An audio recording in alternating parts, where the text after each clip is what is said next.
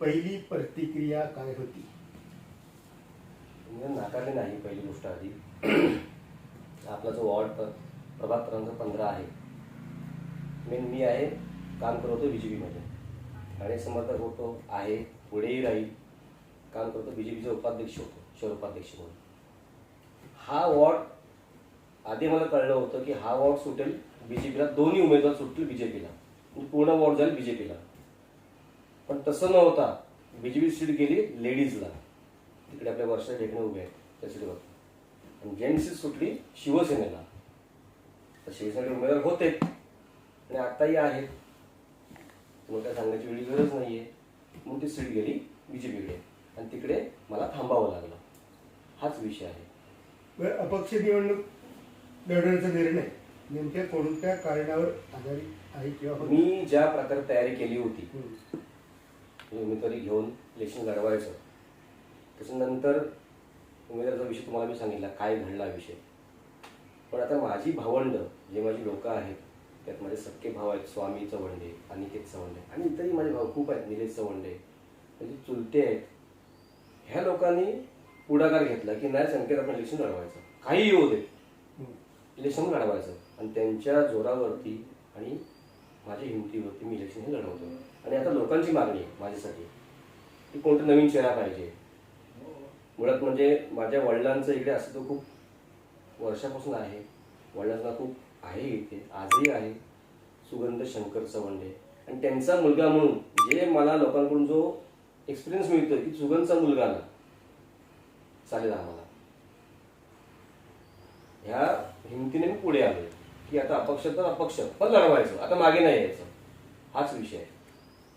आपण जर निवडून आला तर इतर पक्षांची संवाद जो आहे तो कशा प्रकारे साधाल किंवा म्हणजे मी निवडून आल्यानंतर कोणाशी बोलायचं मी असं पक्ष- पक्षाशी कोणता म्हणजे सत्तारी पक्ष म्हणतात काय म्हणून आपली भूमिका असेल?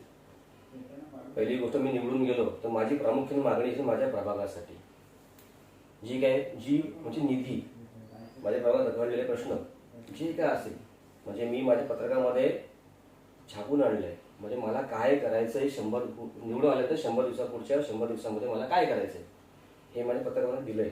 आणि ते मी करू शकतो हे माझा स्वतःचा विश्वास आहेच, पण लोकांचाही आहे. तर पुढच्या 100 दिवसामध्ये मी जे कामं 10 आणि 15 वर्षात झाली नाही ती मी करून दाखवेन. असं मी पत्रक छापलं. म्हणजे काय केलंय, लोकांशी बोलल्यानंतर मी पत्रक छापलंय आणि ते मुद्दे टाकले. मी माझ्या मनात टाकलेले नाहीये. प्रचार रणनीती पक्षाच्या उमेदवारांपेक्षा स्वतंत्र उमेदवार म्हणून प्रचार करताना कोणकोणते बदल किंवा तुम्हाला आव्हाने स्वीकारावी लागतात? मला असं आव्हान असं नाही वाटलं. पक्ष आहेत, लोक त्यांचे पण पक्ष उमेदवार फिरतायत, पण लोकांच्या मनामध्ये एक नवीन चेहरा हवा, काय ते बदल हवा, अशीच भूमिका आहे. आणि मी संधी मागतोय, नवीन आहे, निर्णय घेतला अडवायचा, लढवतोय. त्यामुळे मतदारांना आपण काय संदेश देऊ इच्छिता? मला संदेश असा द्यायचा आहे मला की ह्या वेळेला पक्ष बघू नका, एक चांगला उमेदवार म्हणून बघा, तुमच्या जवळचा व्यक्ती बघा जो तुमचं काम करेल. माझं ऑफिस आजपासून 24 तास चालू राहणार आहे, रात्री अपरात्री. कोणी माझ्या दारावरती आलं येईल, त्याचं काम झाल्याशिवाय राहणार नाही. आणि मी ज्या वेळेला निवडून जाईन नगरपालिकेमध्ये, माझ्या प्रभागाचा नंबर आहे 15. आणि जेव्हा अधिकाऱ्यांना कळेल की प्रभाग 15 मधून ही व्यक्ती आली आहे काम घेऊन, तर ते काम तिकडे त्या व्यक्तीचं होणारच. नाही झालं तर ते अधिकारी आणि मी ते आम्ही बघून घेऊ, पण ते काम होणार. आणि अधिकारी आपल्याला खूप रिस्पेक्ट करतात, असं काय माझ्या त्यांची कोणाशी माहिती वाद नाहीये.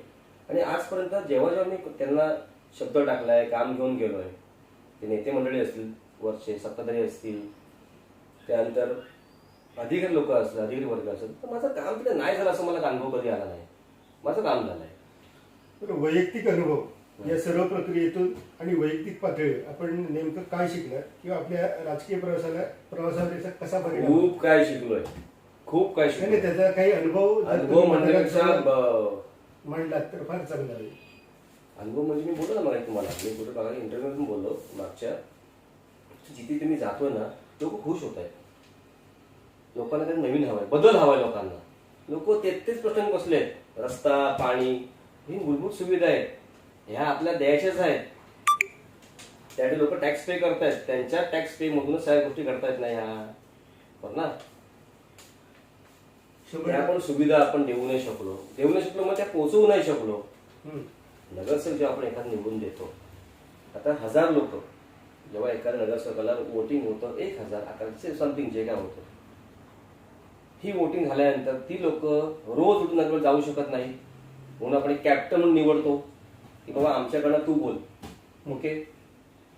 मग तिकडे गेल्यानंतर ती व्यक्ती ते काम करत नसेल, तिकडे रिझल्ट असतील, मग उपयोग काय. आणि ह्यासाठीच त्यांचा आवाज, मतदारांचा आवाज म्हणून ह्यावेळेला मी उभा राहिलोय. अपक्ष सोपं नाहीये साहेब, अपक्ष उभं राहणं. खूप मोठे मोठे पक्ष आहेत, पण मी मला निर्णय विश्वासाने घेतला, लोकांच्यावर डिपेंड राहून की बाबा ठीक आहे, ह्यावेळेला मला लोक मतदान करतील आणि हीच अपेक्षा आहे. ह्यावेळेला मतदान माणूस बघून करा, पक्ष बघून नको.